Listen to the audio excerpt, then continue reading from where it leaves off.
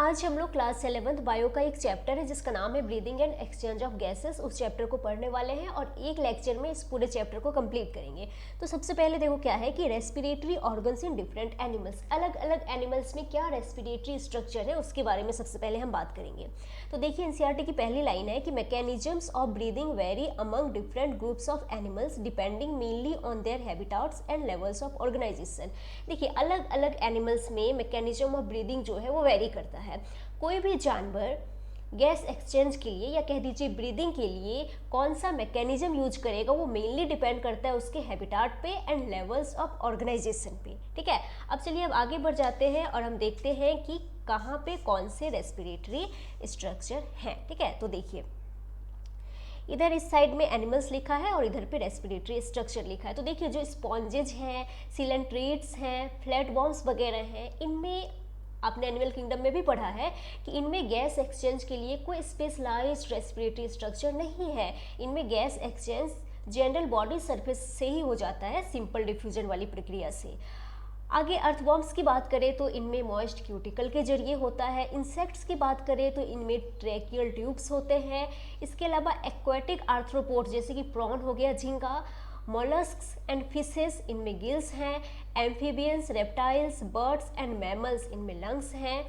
इसके अलावा देखिए कि amphibians like frog can respire through their moist skin also, कि जो फ्रॉग्स होते हैं ना, फ्रॉग्स के बारे में अलग से हम डिटेल में पढ़ेंगे, उनमें स्किन के थ्रू भी गैस एक्सचेंज हो जाता है। और जब स्किन के थ्रू गैस एक्सचेंज होता है तो उसके लिए हम एक टर्म यूज करते हैं क्यूटेनियस रेस्पिरेशन।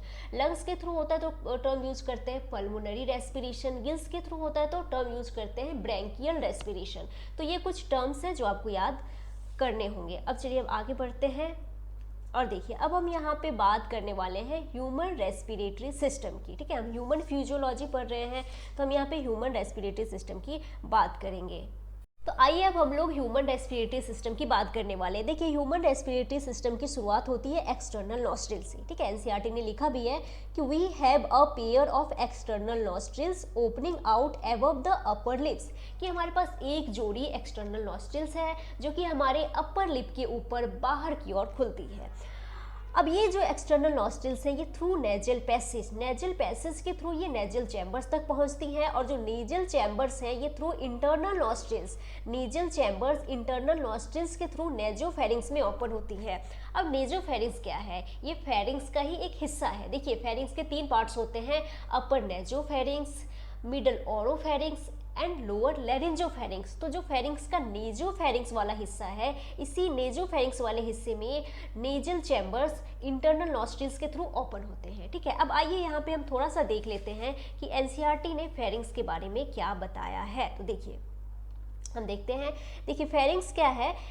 तो फेरिंग्स के बारे में एनसीईआरटी ने लिखा है कि nasal chamber opens into the pharynx, की जो नेजल चैम्बर है वो फेरिंग्स में ओपन होता है। हमने ये भी देख लिया कि फेरिंग्स के भी किस हिस्से में ओपन हो रहा है। ठीक है, अब जो फेरिंग्स है ये common passage for food and air, जो फेरिंग्स है वो कॉमन पैसेज है फूड एंड एयर के लिए, मीन्स यहाँ से फूड भी गुजरता है और हवा भी गुजरती है। ठीक है, ये फूड को भी कंडक्ट करता है और हवा को भी कंडक्ट करता है। अब आगे क्या है कि the pharynx opens through the larynx region into the trachea, की जो फेरिंग्स है वो लैरिंग्स रीजन के थ्रू ट्रेकिया में ओपन हो जाता है। एक्चुअली जो लैरिंग्स है वो ट्रेकिया का ही अपर पार्ट है। तो अब हम फेरिंग्स के बाद किसकी बात करेंगे? लैरिंग्स के बाद की बात करेंगे। तो देखिए यहाँ पे नेजोफेरिंग्स के बाद क्या आ जाएगा? लैरिंग्स आ जाएगा। नेजोफेरिंग्स के बाद लैरिंग्स आएगा, कहने का मतलब है कि फेरिंग्स के बाद लैरिंग्स आ जाएगा। नेजोफेरिंग्स के बाद तो ओरोफेरिंग्स आएंगे ना, मेरा कहने का मतलब है कि फेरिंग्स के बाद क्या आ जाएगा? लैरिंग्स आ जाएगा। ठीक है, तो लैरिंग्स क्या है? लैरिंग्स is a cartilaginous box. Larynx एक कार्टिलेजिनस बॉक्स है, मीन्स ये कार्टिलेजेस का बना है। यहाँ पे 9 पीसेस ऑफ कार्टिलेजेस होते हैं, जिनमें से 3 पेयर्ड है, 3 अनपेयर्ड है। इन कार्टिलेजेस के जो नेम है वो आपको याद नहीं करने, क्योंकि एनसीईआरटी में दिए भी नहीं है। अब देखो आगे क्या है कि which helps in sound production and hence called the sound box, कि जो लैरिंग्स है ये साउंड प्रोडक्शन में हेल्प करता है, इसीलिए इसको साउंड बॉक्स या वॉइस बॉक्स भी कहते हैं। एक्चुअली यहीं पे लैरिंग्स के पास ही वोकल कॉर्ड्स होते हैं। There are 2 pairs of vocal cords, 1 pair true vocal cords, 1 pair false vocal cords, sound is produced by true vocal cords, याद रखिएगा, ठीक है। अब लैरिंग्स की बात कर ली हमने यहाँ पे। अब लैरिंग्स के बाद देखो यहाँ पे एक बहुत ही इंपॉर्टेंट लाइन एनसीईआरटी ने लिखा है जो कि आपको समझना होगा, समझेंगे, ठीक है। देखो क्या है कि during swallowing glottis can be covered by a thin elastic cartilaginous flap called epiglottis to prevent the entry of food into the trachea.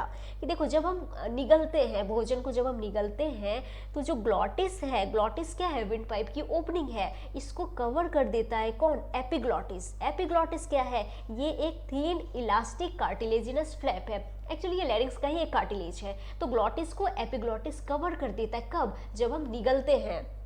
क्यों कवर करता है, to prevent the entry of food into the larynx, ताकि जो food है वो हमारे trachea में ना चले जाए, हमारे विंड पाइप में ना चले जाए। आप इस डायग्राम से थोड़ा समझेंगे। देखिए यहाँ पे ये हो गया एक्सटर्नल नॉस्ट्रिल, ठीक है, अंदर ये नेजल कैविटी हो गया, और यहाँ पे ये है फेरिंग्स, देखिए लिखा भी है फेरिंग्स, ठीक है। तो जो फेरिंग्स है ये कॉमन पैसेज है फूड एंड एयर के लिए, इधर से फूड भी गुजरता है और एयर भी गुजरती है। तो देखिए जो एयर है वो एयर कहाँ जाना चाहिए, वो विंड पाइप में जाना चाहिए, ट्रेकिया में जाना चाहिए, और जो फूड है वो कहाँ जाना चाहिए, वो जाना चाहिए ईसोफेगस में। लेकिन देखिए ये जो फेरिंग्स है ये तो कॉमन पैसेज है, इधर से फूड भी पास हो रहा है और हवा भी पास हो रही है, तो हवा तो कहीं भी चली जाए कोई दिक्कत वाली बात है नहीं। लेकिन जो फूड है वो हर हालत में ईसोफेगस में ही जाना चाहिए। जो फूड है वो गलती से भी ट्रेकिया में नहीं जाना चाहिए, विंड पाइप में नहीं जाना चाहिए। तो जो फूड है वो ट्रेकिया में ना चले जाए, इसके लिए क्या होता है कि देखो यहाँ पे ये जो है ये दिखाया गया, ये लैरिंग्स है, ये ट्रेकिया है, ठीक है। लैरिंग्स का ही अपर पार्ट है, सॉरी ट्रेकिया का ही अपर पार्ट है लैरिंग्स। तो यहाँ पे देखो ये जो है ये है एपिग्लॉटिस। तो ये एपिग्लॉटिस क्या करता है, जब हम भोजन निगलते हैं तो ये ग्लॉटिस को कवर कर देता है, ताकि जो फूड है वो ईसोफेगस में ही जाए, ट्रेकिया में ना जाए, ठीक है। ये बात आपने समझा। अब 1 मिनट रुक जाइए। हाँ तो आइए अब हम लोग बात करने वाले हैं ट्रेकिया की। ट्रेकिया को विंड पाइप भी कहते हैं, हिंदी में इसे श्वास नली भी कहते हैं। देखो ट्रेकिया से होकर हवा गुजरती है तो इसे विंड पाइप भी कहा जाता है। ट्रेकिया क्या है, ये एक स्ट्रेट ट्यूब है। आगे क्या लिखा है कि extends up to mid thoracic cavity. जो हमारी ट्रेकिया है वो मिड थोरेसिक कैविटी तक एक्सटेंड करती है, और at the level of T5 के लेवल पे, मीन्स फिफ्थ थोरेसिक वर्टिब्रा के लेवल पे जो हमारी ट्रेकिया है it divides into right and left primary bronchi.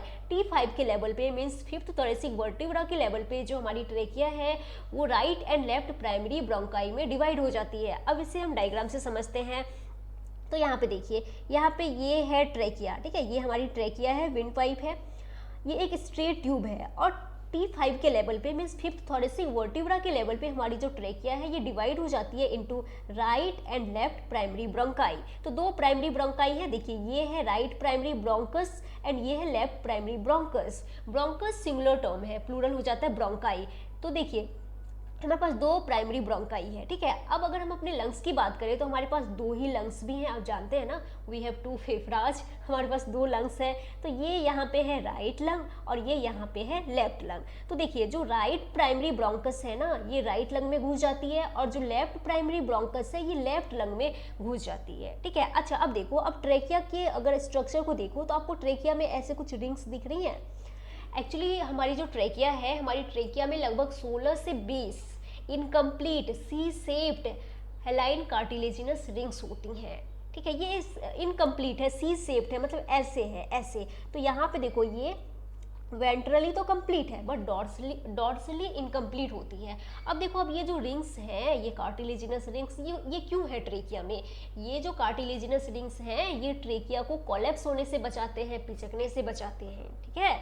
तो यहाँ पे हमने ये देख लिया, देखो ये वाली बात तो मैंने समझा दी। अब देखो ये वाली बात भी हमने देख ली कि हमारे पास दो प्राइमरी ब्रोंकाई है जो कि लंग्स में एंटर कर जाती है।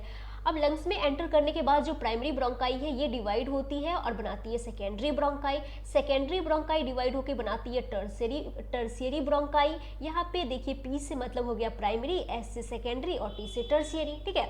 अब जो टर्शियरी ब्रोंकाई है ये भी डिवाइड करके बनाती है, क्या बनाती है? ब्रोंक्यूल्स बनाती है। अब यहाँ तक आपको समझ में आ गया। अब चलिए आगे देखिए कि जो ब्रोंक्यूल्स हैं वो भी, उनमें भी डिवीजन होता है, वो भी डिवाइड होते हैं और उससे आगे चल के बनता है टर्मिनल ब्रोंक्यूल्स।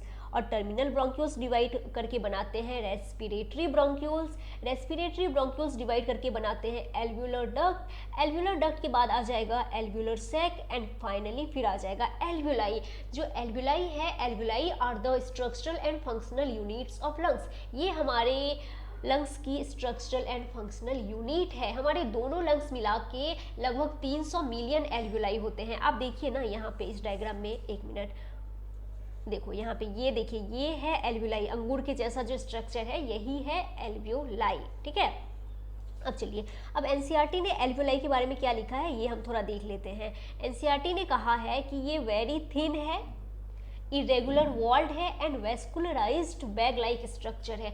बहुत ही पतली है, इरेगुलर वॉल्ड है एंड वेस्कुलराइज्ड का मतलब है कि यहाँ पे ब्लड सप्लाई बहुत ज़्यादा है और ये बैग लाइक स्ट्रक्चर्स होते हैं, ठीक है। इसके बारे में और आगे हम डिटेल में डिस्कस करेंगे। अब देखिए, अब यहाँ पे देखिए यही वाली बात जो मैंने आपको बताई कि हमारी ट्रेकिया में जो है लगभग 16 से 20 incomplete C shaped हेलाइन cartilaginous rings होती हैं। अब ये जो इनकम्प्लीट कार्टिलेजिनस रिंग्स हैं ये ट्रेकिया में तो है ही, लेकिन ये सिर्फ ट्रेकिया में ही नहीं है, ये ट्रेकिया में है, प्राइमरी ब्रोंकाई में है, सेकेंडरी ब्रोंकाई में है, टर्सियरी ब्रोंकाई में है एंड इनिशियल ब्रोंक्यूल्स में भी है।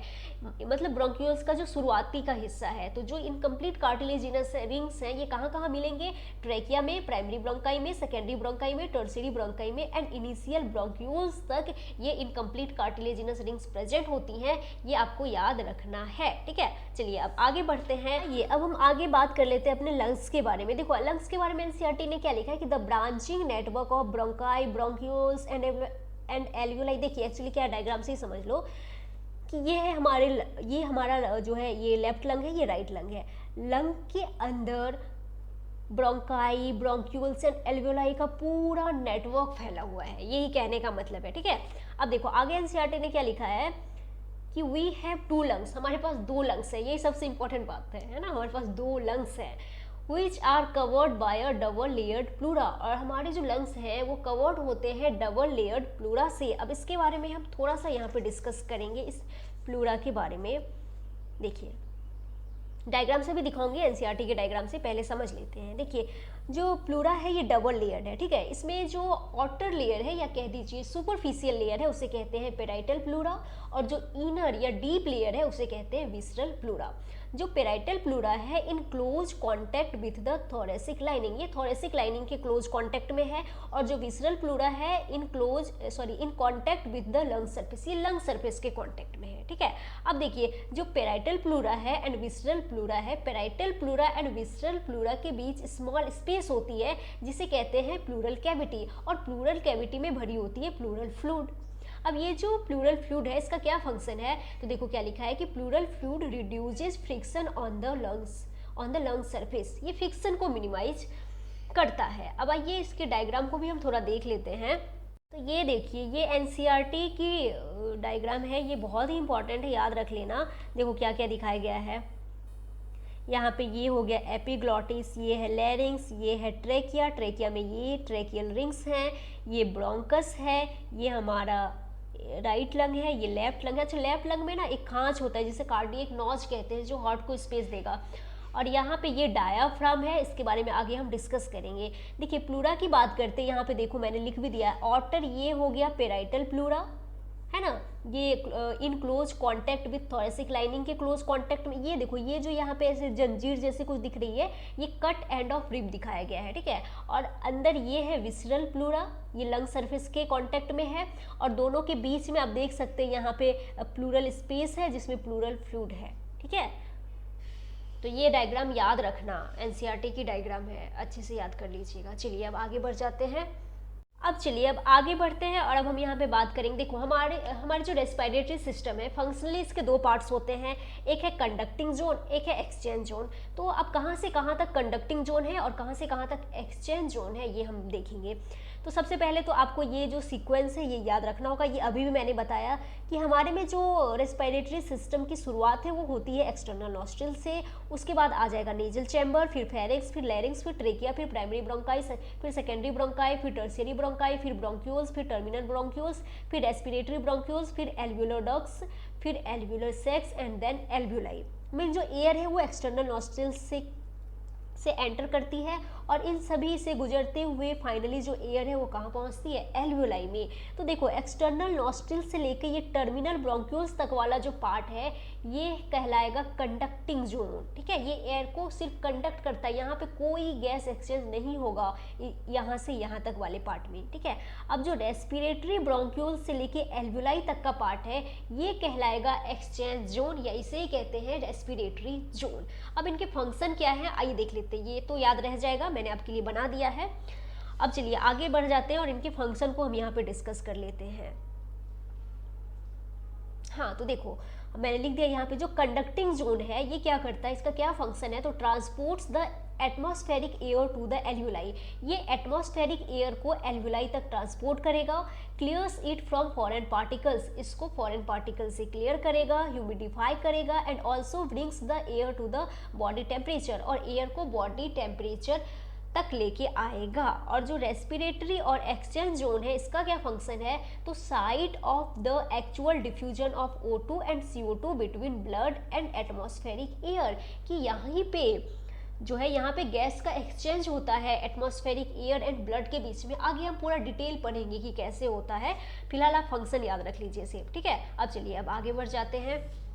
आइए और अब हम यहाँ पे लंग्स के बारे में कुछ और बात करेंगे। ठीक है, देखो क्या लिखा है, एनसीईआरटी की लाइन है सारी कि lungs are situated in the thoracic chamber, कि हमारे जो लंग्स हैं वो कहाँ पे सिचुएटेड हैं, थोरेसिक चैम्बर में, which is anatomically an air tight chamber, जो कि एनाटॉमिकली एक एयर टाइट चैम्बर है, वायु रोधी चैम्बर है। ठीक है, हमारी लंग्स कहाँ पे सिचुएटेड है, थोरेसिक चैम्बर में। अब ये जो थोरेसिक चैम्बर है ये बनता कैसे है, आइए देख लेते हैं कैसे बनता है। तो यहाँ पे सबसे पहले तो आप डॉर्सल एंड वेंट्रल साइड समझ लीजिए कि हमारी जो पीठ वाली साइड है वो होती है डॉर्सल साइड और सामने वाली वेंट्रल साइड। तो थोरेसिक चैम्बर कैसे बनता है, या थोरेसिक केज कहते हैं ना, थोरेसिक केज ये कैसे बनता है आइए देखते हैं। एनसीईआरटी में थोरेसिक चैम्बर लिखा हुआ है। तो देखो डॉर्सल साइड में क्या होता है, इसके डॉर्सल साइड में होता है वर्टिब्रल कॉलम, वेंट्रल साइड में होगा स्टर्नम, लेटरल साइड में होता है रिब्स, एंड लोअर साइड में होता है डोम शेप्ड डायाफ्राम। ये याद रखिएगा कैसे बन रहा है। ठीक है, आप देखो यहाँ पे जो डॉर्सल साइड में हुआ है वो रिब्स होगा, और सामने एक मिनट, हाँ वेंट्रल साइड में यहाँ पे स्टर्नम होता है, और लेटरल साइड में ये देखो थोड़ा थोड़ा इस डायग्राम में दिखाया गया है, ये रिब्स होते हैं। ठीक है, और लोअर साइड में ये डायाफ्राम है। डायाफ्राम के बारे में आगे हम डिस्कस करेंगे और डिटेल में। अब चलिए अब आगे बढ़ जाते हैं और देखते हैं कि क्या लिखा है। देखो एक चीज़ समझेंगे कि हमारे जो लंग्स हैं, हमारे जो ये लंग्स हैं ये कैसे हैं, ये सॉफ्ट है, स्पॉन्जी है एंड नॉन मस्कुलर है। मीन्स हमारे लंग्स में मसल्स नहीं है। जब हमारे लंग्स में मसल्स नहीं है तो इनमें power of self contraction and self relaxation नहीं है। मीन्स हमारे जो लंग्स हैं वो खुद से कॉन्ट्रैक्ट और रिलैक्स नहीं कर सकते। जब हमारे लंग्स खुद से कॉन्ट्रैक्ट एंड रिलैक्स नहीं कर सकते तो ये खुद से अपने वॉल्यूम को चेंज नहीं कर सकते। लेकिन आगे हम देखेंगे, जब हम ब्रीदिंग के बारे में पढ़ेंगे तो हम देखेंगे कि अगर ब्रीदिंग करना है तो लंग्स के वॉल्यूम को चेंज करना पड़ेगा। भाई अगर हमें जिंदा रहना है तो हमें ब्रीदिंग करना होगा, और अगर ब्रीदिंग करना है तो लंग्स के वॉल्यूम को चेंज करना होगा। लेकिन हमारे जो लंग्स हैं वो खुद से अपने वॉल्यूम को चेंज नहीं कर सकते। तो अब क्या किया जाए, अब जुगाड़ करना होगा। लेकिन आपको जान के खुशी होगी कि आपको कोई जुगाड़ करने की जरूरत नहीं है। जिन्होंने आपको बनाया है उन्होंने सारी तैयारियां करके भेजी है आपको। तो देखिए क्या होता है ना कि हमारे जो लंग्स है वो कहाँ है, थोरेसिक कैविटी में है। और थोरेसिक कैविटी में इनका अरेंजमेंट कुछ इस तरह से है कि अगर थोरेसिक कैविटी के वॉल्यूम को बदला जाए, जो कि हम बदल सकते हैं, कैसे बदल सकते हैं ये हम आगे देखेंगे। तो अगर थोरेसिक कैविटी की वॉल्यूम को बदला जाए तो लंग्स के भी वॉल्यूम में बदलाव आएगा। ठीक है, हम थोरेसिक कैविटी के वॉल्यूम को चेंज कर सकते हैं। तो थोरेसिक कैविटी के वॉल्यूम में जो भी बदलाव आएगा, हम थोरेसिक कैविटी के वॉल्यूम को बढ़ा या घटा सकते हैं, और थोरेसिक कैविटी के वॉल्यूम में जो भी बदलाव आएगा वो एज इट इज हमें लंग्स में भी रिफ्लेक्ट होगा। ठीक है, ये आप याद रखना। और देखो आगे एनसीईआरटी, यही इस लाइन में लिखा है, आप पढ़ लेना। आगे एनसीईआरटी ने क्या लिखा है कि such an arrangement is essential. ये जो अरेंजमेंट है ये असेंशियल है। क्यों असेंशियल है, फॉर ब्रीदिंग के लिए असेंशियल है। As we can not directly alter the pulmonary volume, कि हम डायरेक्टली पल्मोनरी वॉल्यूम को अल्टर नहीं कर सकते, चेंज नहीं कर सकते। इसीलिए ये अरेंजमेंट असेंशियल है ब्रीदिंग के लिए। ठीक है, अब चलिए यहाँ तक समझ में आ गया। आइए अब हम आगे बात करने वाले हैं मैकेनिज्म ऑफ ब्रीदिंग की। अगला जो हमारा टॉपिक है वो है मैकेनिज्म ऑफ ब्रीदिंग। देखो क्या लिखा है कि breathing involves two stages. Breathing में दो स्टेजेस आते हैं, एक है इंस्पिरेशन, एक है एक्सपिरेशन। इंस्पिरेशन क्या है, तो during which atmospheric air is drawn in. Inspiration में हम क्या करते हैं, एटमॉस्फेरिक एयर को अंदर खींचते हैं, और एक्सपिरेशन में क्या करते हैं, during which the alveolar air is released out. Expiration के दौरान क्या करते हैं, एल्व्यूलर एयर को बाहर रिलीज करते हैं। ठीक है, तो देखो सिंपल याद रखो कि ब्रीदिंग का मतलब क्या हो गया, इंस्पिरेशन प्लस एक्सपीरेशन। अब याद रखना कि ब्रीदिंग जो होती है वो दो तरह की होती है, एक होती है नॉर्मल ब्रीदिंग, एक होती है फोर्सफुल ब्रीदिंग। तो आपको एनसीईआरटी ने नॉर्मल ब्रीदिंग के बारे में पढ़ाया है, तो हम भी नॉर्मल ब्रीदिंग के मैकेनिज्म को ही पढ़ेंगे, फोर्सफुल ब्रीदिंग के बारे में बताया नहीं है। ठीक है, तो नॉर्मल ब्रीदिंग के बारे में हम पढ़ेंगे। तो नॉर्मल ब्रीदिंग का मतलब क्या हो जाएगा, normal inspiration plus normal expiration. Inspiration का मतलब क्या होता है, सांस लेना, है ना, आम भाषा में हम कह सकते हैं, और एक्सपीरेशन का मतलब क्या होता है, सांस छोड़ना। तो ब्रीदिंग का मतलब क्या हो गया, सांस लेना और सांस छोड़ना, मीन्स हवा का अंदर जाना और हवा का बाहर आना। और आप जानते हैं कि हवा का कहीं पे भी आना जाना डिपेंड करता है प्रेशर ग्रेडियंट पे, प्रेशर डिफरेंस पे। क्योंकि आपने पढ़ा होगा कि जो हवा है वो हमेशा हाई प्रेशर से लो प्रेशर की तरफ जाती है। ठीक है, तो देखिए क्या लिखा है आगे, एनसीईआरटी की लाइनें समझेंगे। The movement of air into and out of the lungs is carried out by creating a pressure gradient between the lungs and the atmosphere. कि देखिए अगर आप चाहते हैं कि जो हवा है वो आपके फेफड़ों में जाए या आपके फेफड़ों से हवा बाहर निकले, तो इसके लिए आपको क्या करना होगा, इसके लिए आपको आपके लंग्स और एटमॉस्फेयर के बीच में प्रेशर ग्रेडियंट क्रिएट करना होगा, प्रेशर डिफरेंस क्रिएट करना होगा, क्योंकि जो हवा है वो हाई प्रेशर से लो प्रेशर की तरफ जाती है। तो अब देखो आगे इस वाली लाइन को अभी हम समझेंगे, इससे पहले आप यहाँ पे थोड़ा समझिए। देखिए एनसीईआरटी की लाइन है, आगे एनसीईआरटी ने क्या लिखा है कि inspiration can occur if the pressure with in the lungs, that is intrapulmonary pressure, is less than the atmospheric pressure.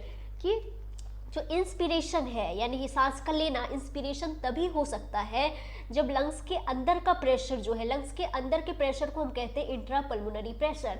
कि इंस्पिरेशन तभी हो सकता है जब लंग्स के अंदर का प्रेशर यानी कि इंट्रापल्मोनरी प्रेशर एटमॉस्फेरिक प्रेशर से कम हो, तभी इंस्पिरेशन हो सकता है। अब इस पॉइंट को आप थोड़ा सा समझेंगे यहाँ पे कि देखिए एटमॉस्फेरिक एयर प्रेशर कितना है, 760 mmHg, है ना।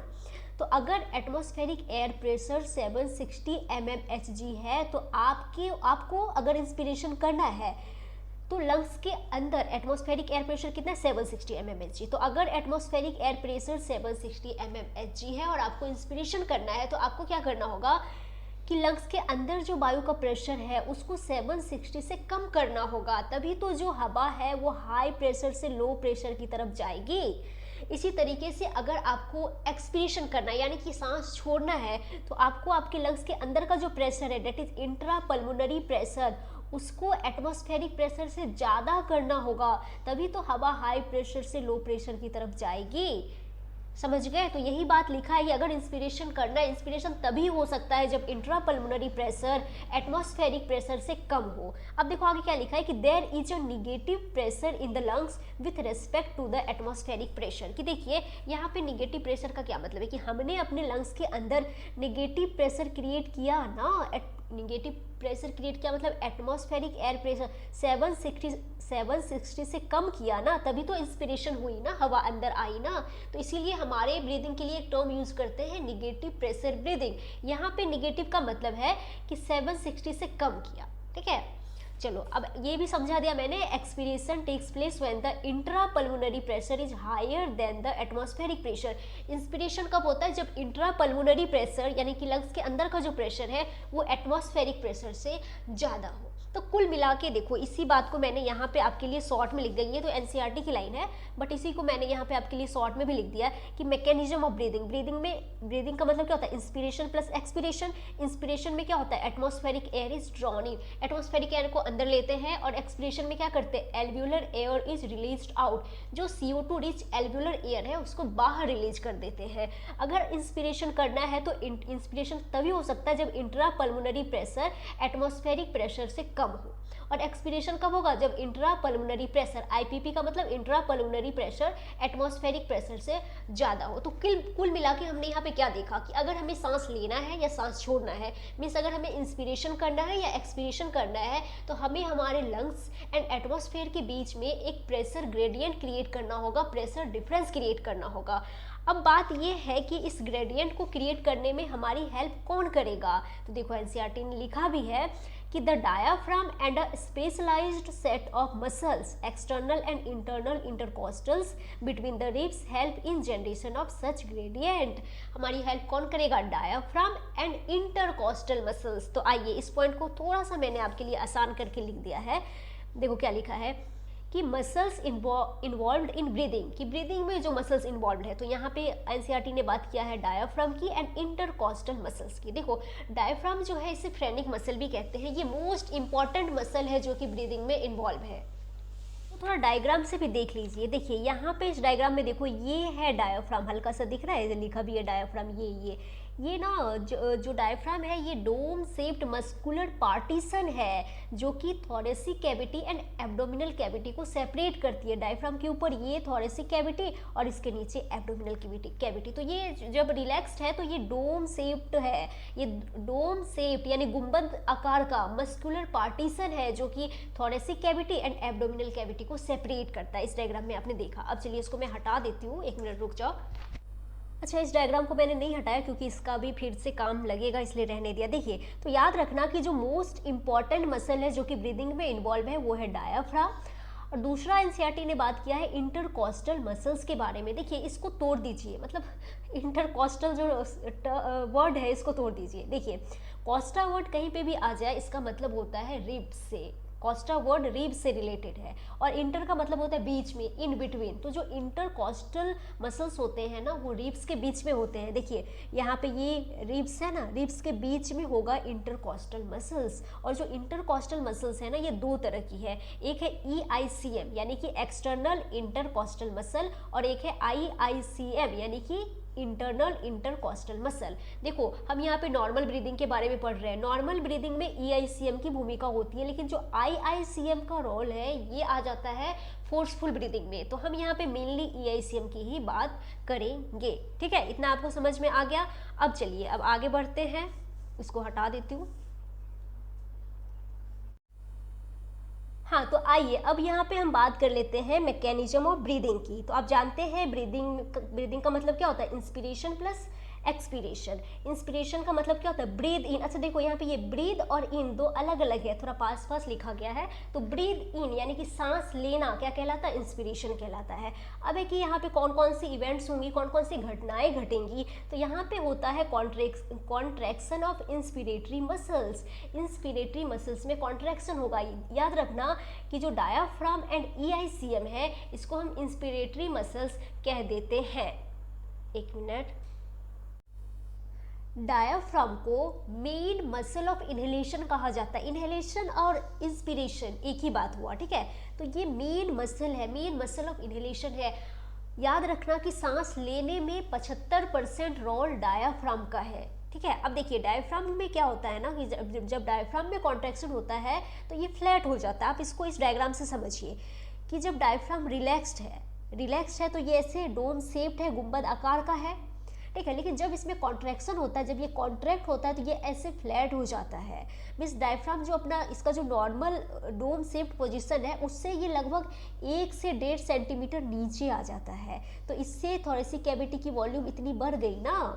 और जो थोरेसिक कैविटी की वॉल्यूम है वो किस एक्सिस में बढ़ी है? तो एंटेरो पोस्टीरियर एक्सिस में बढ़ी है, ठीक है। तो डायफ्राम में कॉन्ट्रैक्शन होने से डायफ्राम ऐसे फ्लैट हो जाता है, जिससे जो डायफ्राम है वो अपने उसकी जो नॉर्मल पोजीशन है डोम शेप उससे लगभग 1 से 1.5 सेंटीमीटर नीचे आ जाता है, जिससे थोरेसिक कैविटी का वॉल्यूम जो है वो एंटेरो पोस्टीरियर एक्सिस में बढ़ जाता है, ठीक है।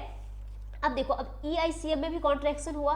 EICM में कॉन्ट्रैक्शन होने से क्या होता है? Lifts up the ribs and sternum. देखो EICM में जब कॉन्ट्रैक्शन होता है ना तो जो स्टर्नम है और जो रिब्स हैं ये आउटवर्ड एंड अपवर्ड मूव करते हैं, जिससे थोरेसिक कैविटी की जो वॉल्यूम है वो इंक्रीज हो जाती है in dorso ventral axis. Dorso ventral axis में, डॉर्सल साइड समझते हैं ना, पीठ वाली साइड और सामने वाली साइड वेंट्रल साइड, तो डॉर्सो वेंट्रल एक्सिस में थोरेसिक कैविटी की वॉल्यूम बढ़ जाती है। तो कुल मिला के थोरेसिक कैविटी की वॉल्यूम बढ़ गई। इन मसल्स में कॉन्ट्रैक्शन की वजह से थोरेसिक कैविटी की वॉल्यूम बढ़ गई।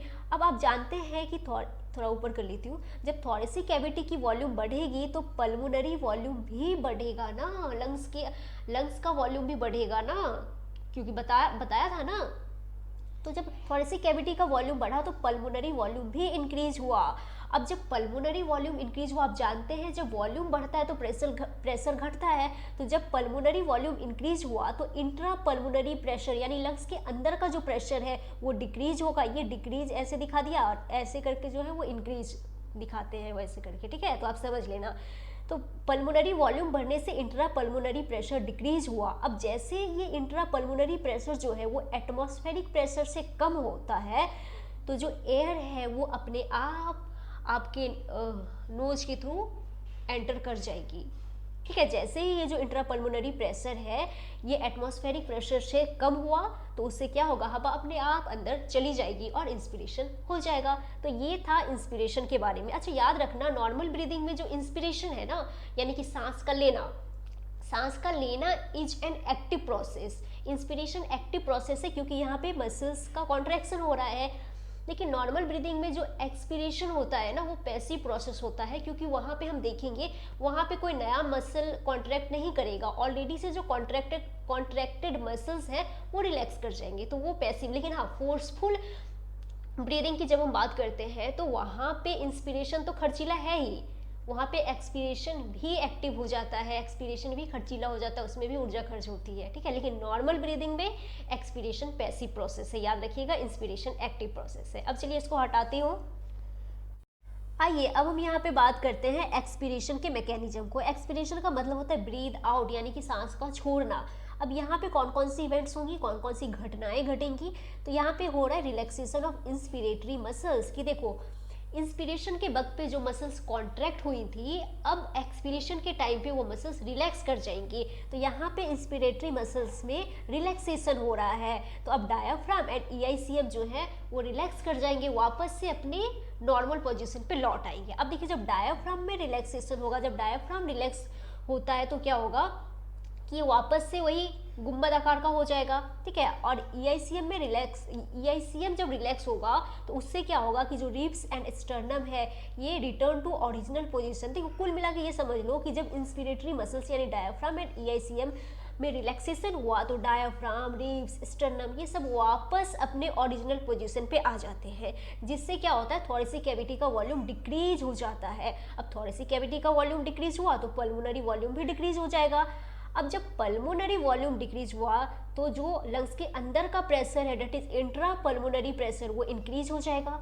अब जैसे ही intra pulmonary pressure atmospheric pressure से थोड़ा भी ज़्यादा होता है तो जो हवा है वो लंग्स से बाहर चली जाती है और क्या हो जाता है, एक्सपिरेशन हो जाता है। तो इस प्रकार हमने यहाँ पे इंस्पिरेशन एंड एक्सपिरेशन के मैकेनिज्म को समझा, ठीक है। अब चलिए अब आगे बढ़ते हैं। अच्छा आइए देखिए अब क्या है, हाँ अब है कि we have the ability to increase the strength of inspiration and expiration with the help of additional muscles in the abdomen. कि हमारे में ये एबिलिटी है कि हम इंस्पिरेशन एंड एक्सपिरेशन के स्ट्रेंथ को इंक्रीज कर सकते हैं। किसकी हेल्प से, तो with the help of additional muscles in the abdomen. इनकी हेल्प से हम इंस्पिरेशन और एक्सपिरेशन के स्ट्रेंथ को इंक्रीज कर सकते हैं। अब हम ब्रीदिंग रेट की अगर बात करें तो याद रखिएगा, हेल्दी ह्यूमन की बात कर रहे हैं तो ब्रीदिंग रेट होता है 12 से 16 टाइम्स पर मिनट, है ना, ये याद रखिएगा। अब चलिए अब आगे बढ़ते हैं। अब देखिए अब यहाँ पे क्या है, ये एनसीईआरटी का ही पेज है, समझेंगे। देखो क्या है कि respiration involves the following steps. कि रेस्पिरेशन में ये कुछ स्टेप्स आते हैं जिसको मैं यहाँ पे आपको एक डायग्राम की हेल्प से समझाना चाहती हूँ, ठीक है। देखिए सबसे पहले तो आप एक बात समझ लो कि जो रेस्पिरेशन एंड ब्रीदिंग है वो एक नहीं है, दोनों अलग अलग है। रेस्पिरेशन पूरी एक प्रोसेस है जिसका फर्स्ट स्टेप है ब्रीदिंग, समझेंगे। देखो ये हमारा क्या है, लंग्स है, ठीक है। हम जब सांस लेते हैं तो जो एटमॉस्फेरिक एयर है वो हमारे पूरे रेस्पिरेटरी ट्रैक से होते हुए फाइनली कहाँ पे पहुँच जाती है, हमारी एल्वियोलाई में पहुँच जाती है।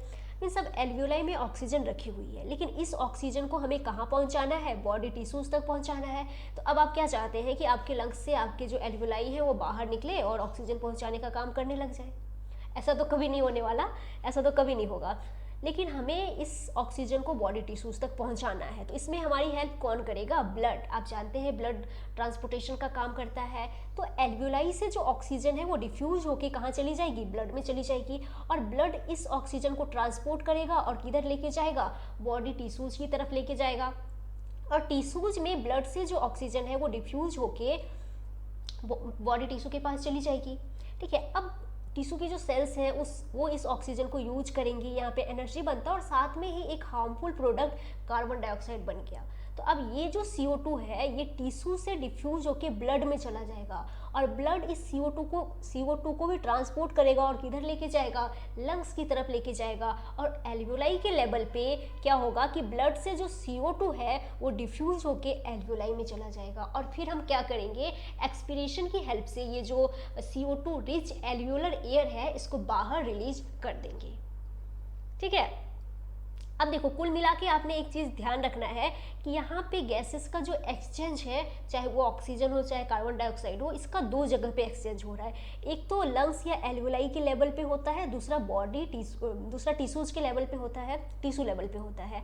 एल्वियोलाई के लेवल पे जो गैस का एक्सचेंज है वो एल्वियोलाई एंड ब्लड के बीच में होता है, और टिश्यू के लेवल पे जो गैस का एक्सचेंज है वो ब्लड और टिश्यू फ्लूइड के बीच में होता है। तो यही जो मैंने यहाँ पे आपको समझाया ये पूरा ही क्या है, रेस्पिरेशन है।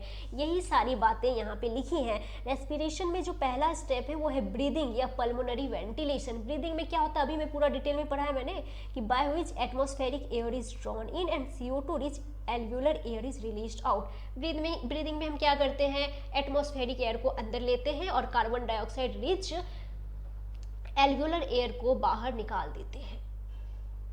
ब्रीदिंग में हम क्या करते हैं, एटमॉस्फेरिक एयर को अंदर लेते हैं और एल्वियोलर एयर को बाहर निकाल देते हैं। अब दूसरा क्या होगा, diffusion of gases across alveolar membrane. Alveolar membrane के बारे में अभी बताऊंगी। मतलब देखिए एल्वियोलाई के लेवल पे O2 एंड CO2 का एक्सचेंज होगा, उसके बाद transport of gases by the blood. अब जो ब्लड है वो इन गैसेस को ट्रांसपोर्ट करेंगी। ऑक्सीजन का ट्रांसपोर्ट कहाँ से कहाँ होता है, एल्वियोलाई से टिश्यू की तरफ होगा, लंग्स से टिश्यू की तरफ होता है ऑक्सीजन का ट्रांसपोर्ट। और जो कार्बन डाइऑक्साइड का ट्रांसपोर्ट है, CO2 का जो ट्रांसपोर्ट है वो होता है टिश्यू से लंग्स की तरफ। ठीक है, उसके बाद फिर diffusion of O2 and CO2 between blood and tissue. दूसरा एक्सचेंज कहाँ पे होता है गैस का, टिश्यू लेवल पे जो गैस का एक्सचेंज है वो ब्लड और टिश्यूज के बीच में होता है। अब अगला क्या है कि utilization of O2 by the cells for catabolic reactions and resultant release of CO2। मतलब देखो फिर सेल्स जो है उसको यूज करेंगी ऑक्सीजन को और यहाँ पे CO2 बनेगा और इस CO2 को वापस से ब्लड में डाल दिया जाएगा। ब्लड इस CO2 को लेके जाएगा लंग्स में और एल्वियोलाई के लेवल पे ब्लड से जो CO2 है वो डिफ्यूज होकर एल्वियोलाई में चली जाएगी और फिर हम उस CO2 को एक्सप्रेशन की मदद से बाहर रिलीज कर देंगे, CO2 रिच एल्वियोलर एयर को। तो यही पूरी जो प्रोसेस है यही मैंने आपको यहाँ पे समझाया और वही यहाँ पे लिखी हुई है। ठीक है, ये आपने समझ लिया। एक्चुअली इसको मुझे पढ़ाना था इससे पहले, मैकेनिज्म ऑफ ब्रीदिंग से पहले। चलिए अब हम आगे बढ़ते हैं और अब हम यहाँ पे बात करने वाले हैं रेस्पिरेटरी वॉल्यूम्स एंड कैपेसिटीज़ की। देखिए रेस्पिरेटरी वॉल्यूम्स एंड कैपेसिटीज़ को स्पायरोमीटर की हेल्प से मेजर किया जाता है। सबसे पहले हम बात करेंगे रेस्पिरेटरी वॉल्यूम्स की। तो यहाँ पे जो पहला है वो है टाइडल वॉल्यूम, इसको शॉर्ट में TV भी कहते हैं। TV क्या है, टाइडल वॉल्यूम क्या है, तो वॉल्यूम ऑफ एयर इंस्पायर्ड और expired during a normal respiration. यहाँ पे रेस्पिरेशन का मतलब ब्रीदिंग से है कि नॉर्मल ब्रीदिंग के दौरान जितनी हवा हम इंस्पायर करते हैं या फिर जितनी हवा हम एक्सपायर करते हैं वही है टाइडल वॉल्यूम। और इसकी जो एवरेज वैल्यू है वो है 500 ml और ये जो वैल्यू है ये है पर ब्रीथ, मीन्स एक बार में जब हम सांस लेते हैं तो 500 ml हवा ही अंदर जाती है और जब सांस छोड़ते हैं तो 500 ml हवा ही बाहर आती है। लेकिन अगर आपसे 1 मिनट का पूछ दिया जाए कि 1 मिनट में हम कितनी हवा इंस्पायर करते हैं या फिर कितनी हवा एक्सपायर करते हैं, तो इसके लिए क्या करेंगे, इसके लिए देखिए सबसे पहले हमें ये पता करना होगा कि हमारी नॉर्मल ब्रीदिंग रेट कितनी है। तो हमारी नॉर्मल ब्रीदिंग रेट है 12 से 16 टाइम्स पर मिनट। ठीक है, तो आप क्या करो कि ये 500 ml में 500 ml को एक बार 12 से गुना कर दो, एक बार 16 से गुना कर दो, तो ये आ जाएगा 6000 से 8000। तो देखो क्या लिखा है, a healthy man can inspire or expire approximately 6000 to 8000 ml of air per minute. कि जो एक हेल्दी मैन है वो 1 मिनट में 6000 से 8000 ml एयर इंस्पायर या एक्सपायर कर सकता है। ठीक है, अब चलिए अब आगे देखते हैं। एक मिनट, हाँ, अब देखो अब आगे क्या है, अब आगे है हमारा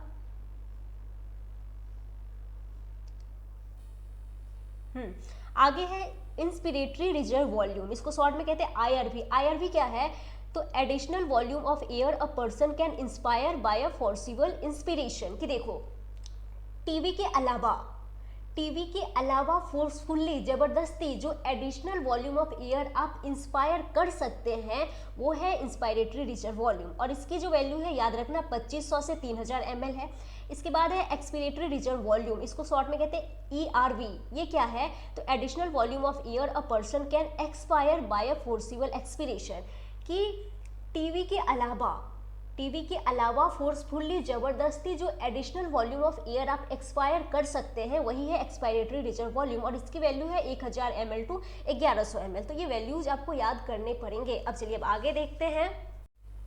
तो देखिए यहाँ पे अब आगे क्या है, अब अगला जो वॉल्यूम है वो है, एक मिनट,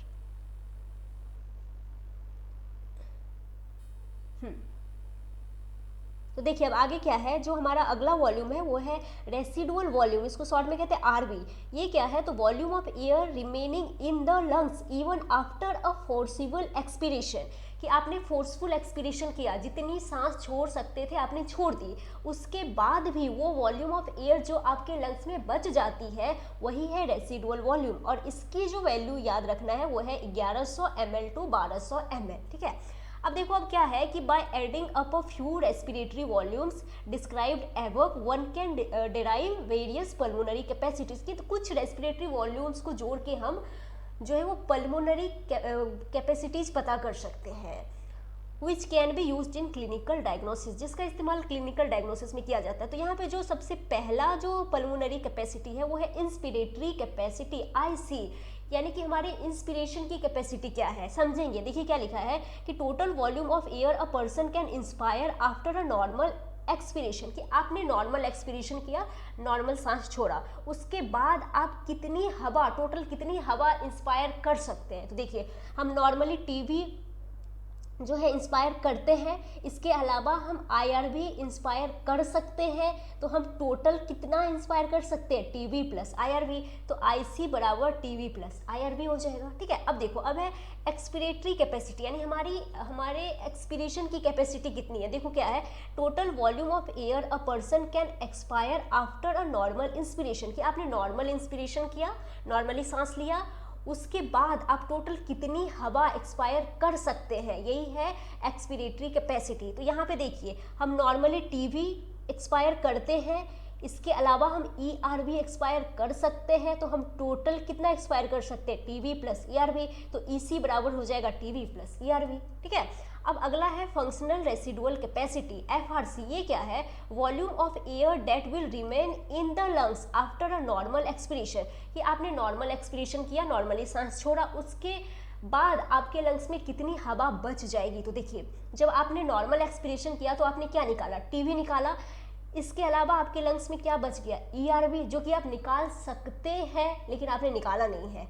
ठीक है, और निकालना भी नहीं है, तो क्या बच जाएगा, ERV बच जाएगा, प्लस RV भी तो बच जाएगा। जो RV है वो तो लंग से कभी बाहर आता ही नहीं है, तो FRC बराबर हो जाएगा ERC प्लस RV। अब है वाइटल कैपेसिटी।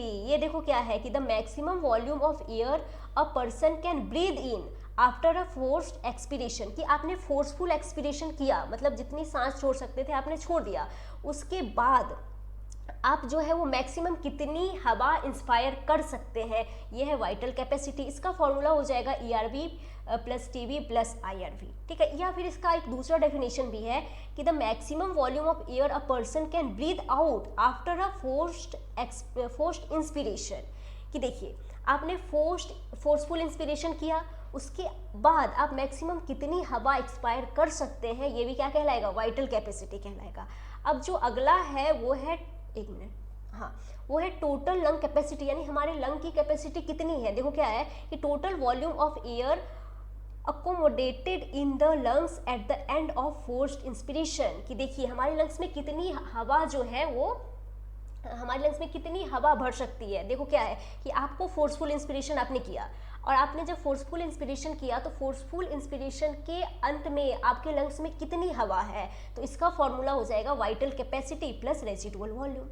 ठीक है, तो इस तरीके से हमने यहाँ पे जो है वो रेस्पिरेटरी वॉल्यूम्स एंड कैपेसिटीज पढ़ा। आपको याद करना होगा, वैल्यूज याद करना होगा, और ये फॉर्मूला जो है याद करने होंगे। तो ये हो गया। अब चलिए अब आगे बढ़ते हैं। चलिए अब आगे बढ़ते हैं, और अब हम यहाँ पे बात करने वाले हैं एक्सचेंज ऑफ गैसेस की। हमारा जो नेक्स्ट टॉपिक है वो है एक्सचेंज ऑफ गैसेस, गैस का एक्सचेंज। याद रखना कि गैसेस का जो एक्सचेंज है वो सिंपल डिफ्यूजन वाली प्रक्रिया से होती है। अब गैस का एक्सचेंज दो जगह पे होता है, एक तो लंग्स के लेवल पे या कह दीजिए एल्वियोलाई के लेवल पे, और दूसरा टिश्यू के लेवल पे।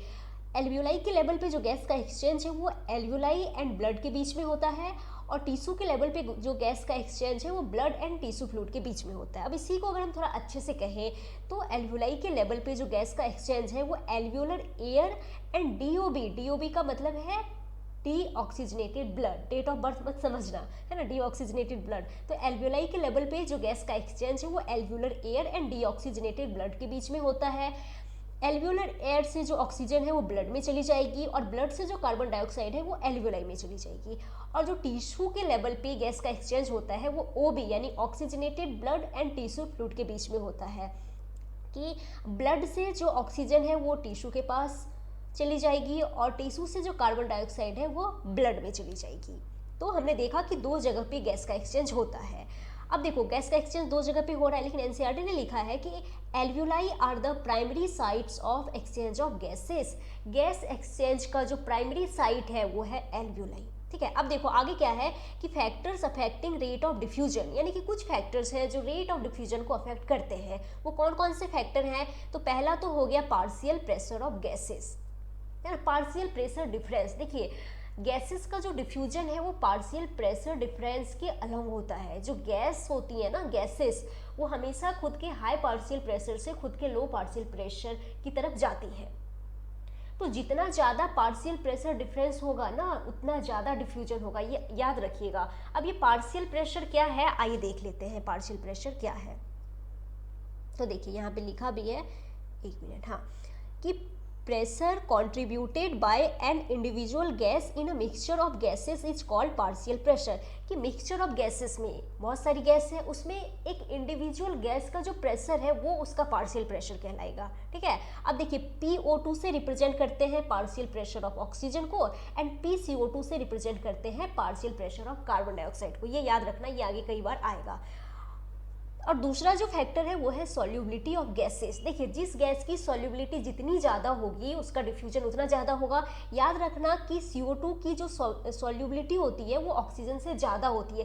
कितना ज़्यादा होती है? तो 20 से 25 टाइम्स ज़्यादा होती है। ठीक है, याद रखिएगा। और नेक्स्ट जो अगला फैक्टर है वो है thickness of diffusion membrane, diffusion membrane की थिकनेस। अच्छा, डिफ्यूजन मेम्ब्रेन क्या है ये अभी मैं आपको बताऊंगी। याद रखना कि डिफ्यूजन मेम्ब्रेन की जो थिकनेस है वो जितनी कम होगी उतना ज़्यादा डिफ्यूजन होगा। और यहाँ पे याद रख लीजिएगा कि इसकी जो थिकनेस होती है डिफ्यूजन मेम्ब्रेन की वो 1 mm से भी कम होती है। अब ये डिफ्यूजन मेम्ब्रेन क्या है?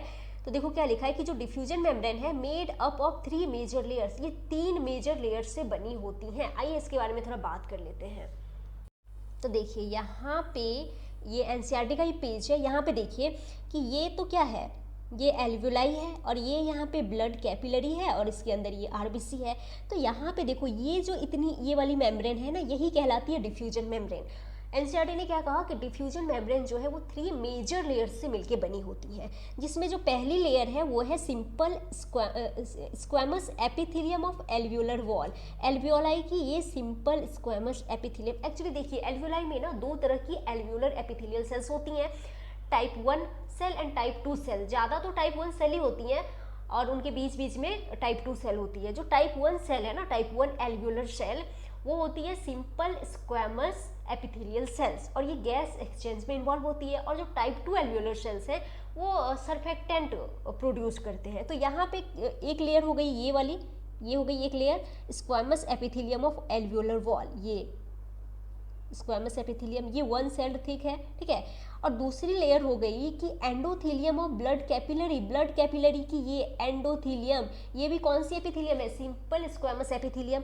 और तीसरी, ये दूसरी लेयर हो गई, और तीसरी इनके बीच में ये जो बेसमेंट सब्सटेंस है, ये तीसरी लेयर हो गई। अब बेसमेंट सब्सटेंस में क्या आएगा, तो देखो एक तो आ जाएगा ये जो एल्व्यूलर एपिथेलियम है इसकी बेसमेंट मेम्ब्रेन आ जाएगी, दूसरी ये जो एंडोथेलियम है कैपिलरी की इसकी भी बेसमेंट मेम्ब्रेन आ जाएगी। तो कुल मिला के आप याद रखो कि ये जो हमारी जो यहाँ पे रेस्पिरेटरी मेम्ब्रेन है ये 3 लेयर से मिलके बनी है।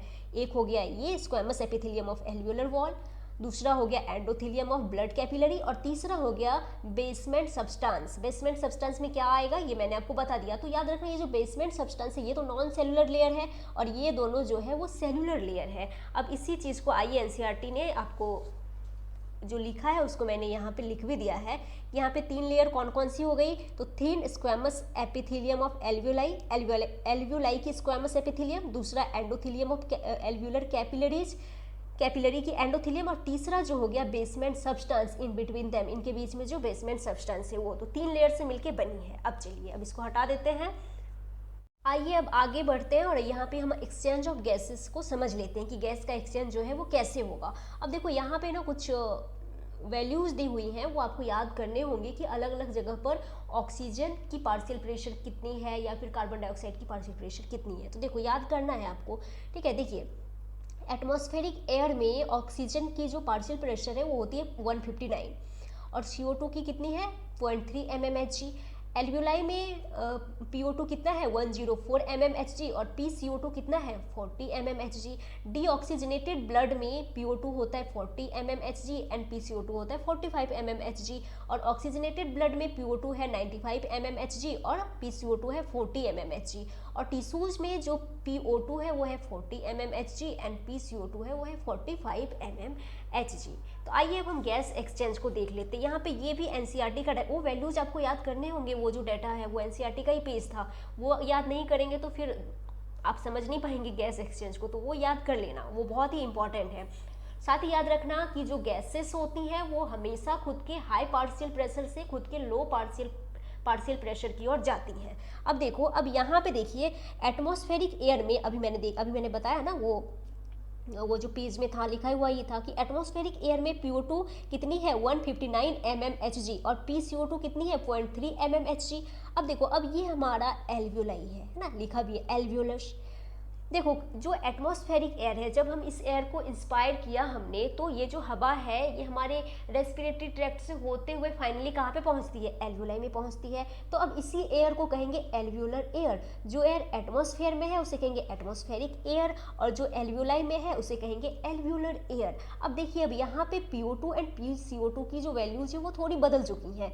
एल्व्यूलर एयर में जो PO2 है वो है 104 mmHg एंड PCO2 है वो है 40 mmHg, ठीक है।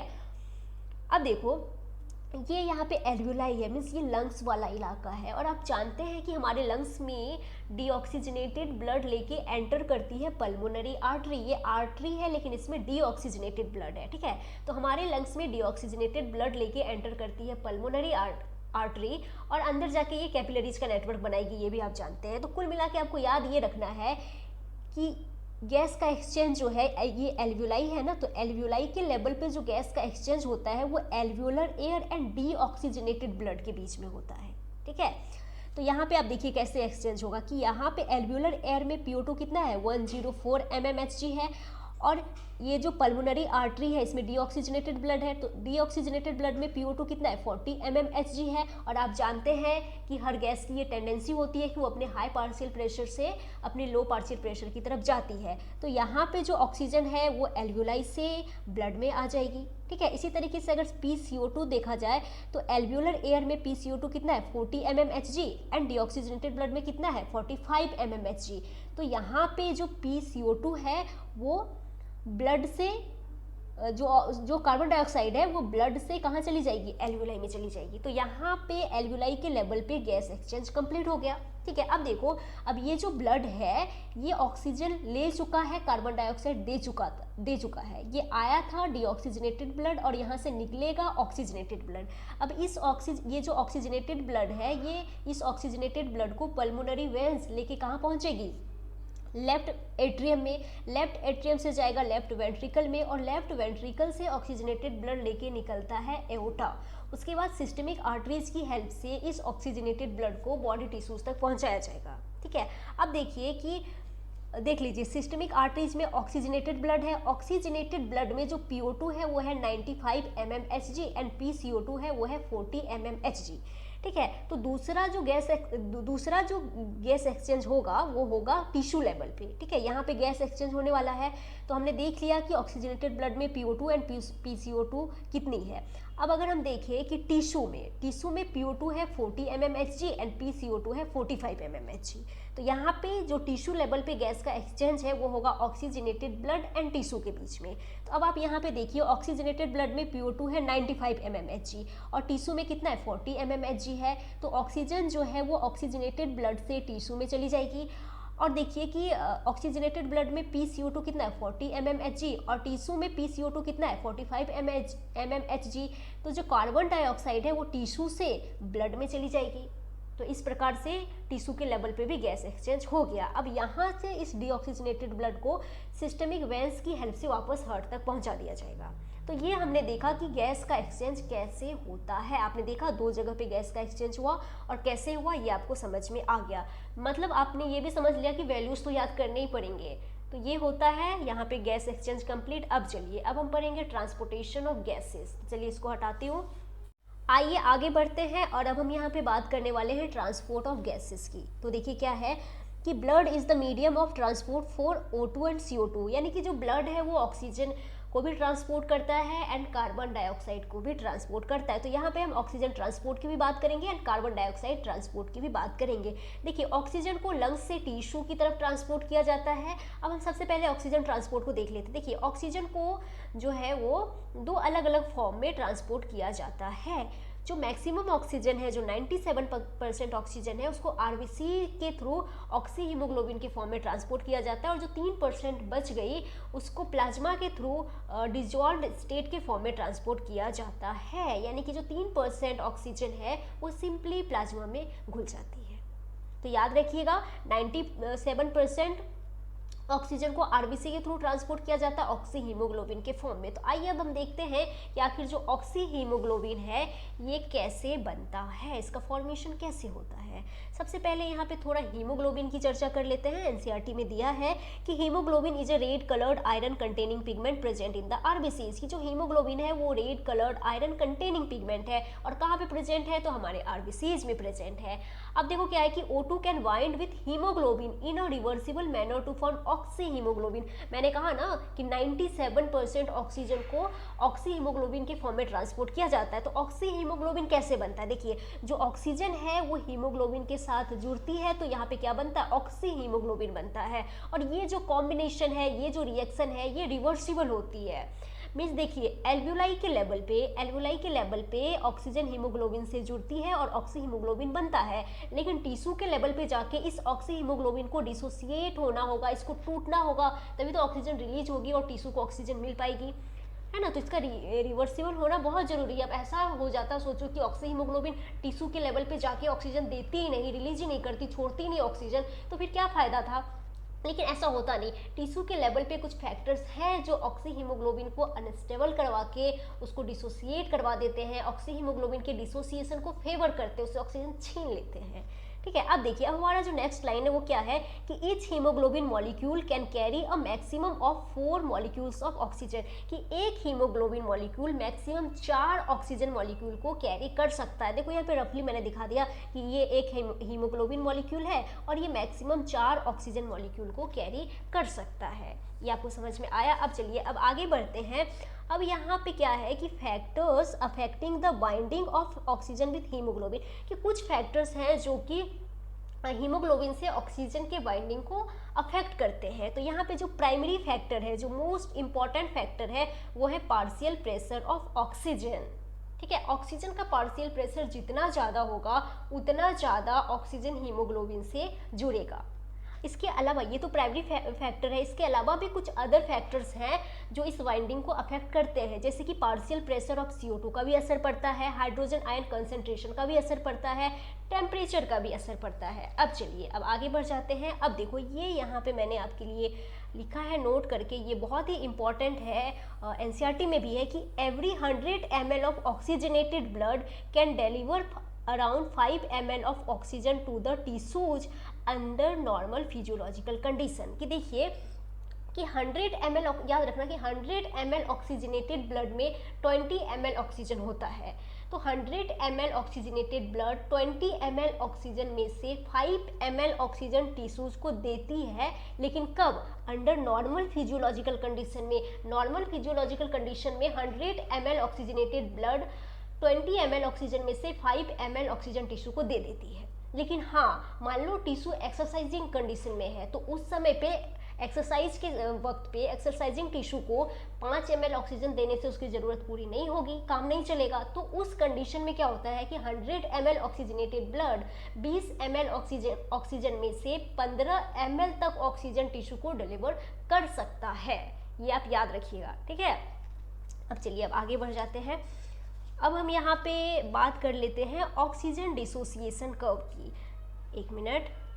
जब आप ऑक्सीजन के ट्रांसपोर्ट को पढ़ते हैं तो वहाँ पे आता है ऑक्सीजन डिसोसिएशन कर्व, या इसे ही ऑक्सीजन हीमोग्लोबिन डिसोसिएशन कर्व भी कहते हैं, या फिर ऑक्सी हीमोग्लोबिन डिसोसिएशन कर्व भी कहा जाता है।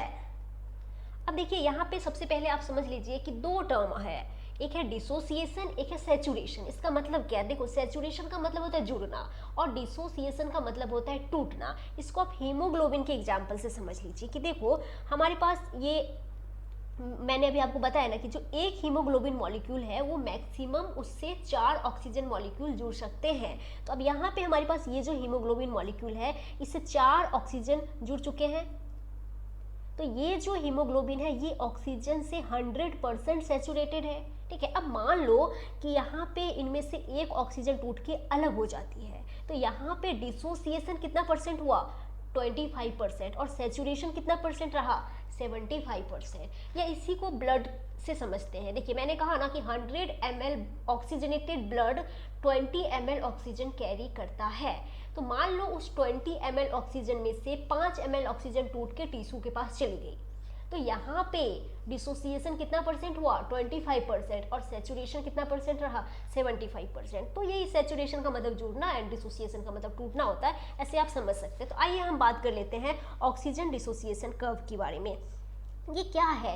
ये एक ग्राफिकल रिप्रेजेंटेशन है जब आप partial pressure of oxygen and percentage saturation of haemoglobin को प्लॉट करते हैं। अब देखिए यहाँ पे हमने क्या किया कि एक एक्सिस पे हमने क्या लिया? पार्शियल प्रेशर ऑफ ऑक्सीजन, और दूसरे एक्सिस पे क्या लिया? Percentage saturation of haemoglobin with oxygen, है ना। और अलग अलग वैल्यूज पे हम जो है इस ग्राफ को प्लॉट करते गए कि हमने देखा कि जब पार्शियल प्रेशर 20 है तो कितना परसेंट हीमोग्लोबिन ऑक्सीजन से सैचुरेटेड है, जब 40 है तो कितना परसेंट सैचुरेटेड है। इस तरीके से अलग अलग वैल्यू पे प्लॉट करते गए। तो यहाँ पे जो याद रखना कि ऑक्सीजन डिसोसिएशन जो कर्व है इसकी जो शेप है वो होती है सिग्मॉइड शेप। ये स्ट्रेट नहीं है, ये सिग्मॉइड शेप है। अब आप देखो यहाँ पे कि जैसे जैसे पार्शियल प्रेशर हमने बढ़ाया, जैसे जैसे पार्शियल प्रेशर, देखो ऑक्सीजन की जो पार्शियल प्रेशर है वो जैसे जैसे बढ़ती जा रही है, ज़्यादा ज़्यादा हीमोग्लोबिन सैचुरेट होता जा रहा है। लेकिन हाँ, इसकी भी एक लिमिट है। ऐसा नहीं है कि अनलिमिटेड पार्शियल प्रेशर ऑक्सीजन की बढ़ाते जाओ, हीमोग्लोबिन ज़्यादा ज़्यादा ज़्यादा ज़्यादा सैचुरेट होती जाएगी, ऐसा नहीं है। आप देखो, समझो कि मान लेते हैं, हमने कहा ना अभी आपको कि 100 ml oxygenated blood 20 ml oxygen को कैरी करता है। तो मान लो 100 ml ऑक्सीजनेटेड ब्लड में जितने हीमोग्लोबिन थे 100% सैचुरेटेड हो गए।